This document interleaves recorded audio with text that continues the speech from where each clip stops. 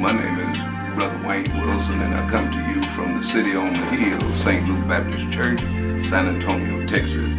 I want to talk to you a little bit about commitment to the Word. The dictionary tells us that commitment means to bind as by a promise, to make a pledge, to turn over to, depend on, an obligation on. As our pastors say, it's like a marriage. Over the years, you will find that it's important for us to listen to the Word.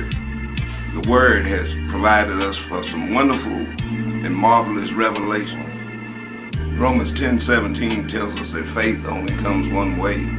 Faith only comes by hearing, and hearing by the Word of God. When we find ourselves having to make a commitment, we also find ourselves being challenged.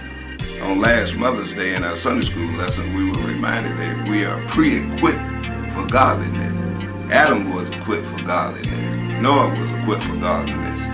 Every challenge, every problem, every obstacle that you and I will ever face in this life, God has already given us access to what we need.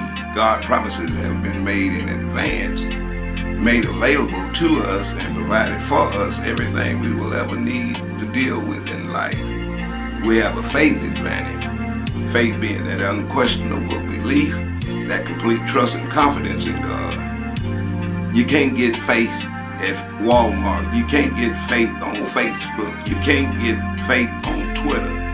You can't get faith on your GS5 supersonic cell phone. I have two daughters on my cell phone plan, and they tell me, Dad, if I only had a phone, that type of phone, I could do all things. I tell them both, no you can't and no you ain't.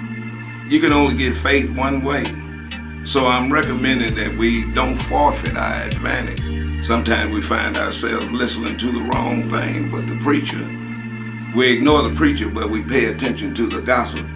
We ignore the preacher, but we pay attention to the naysayers. So I'm just here to recommend that commit yourself to the Word. This is Brother Wilson.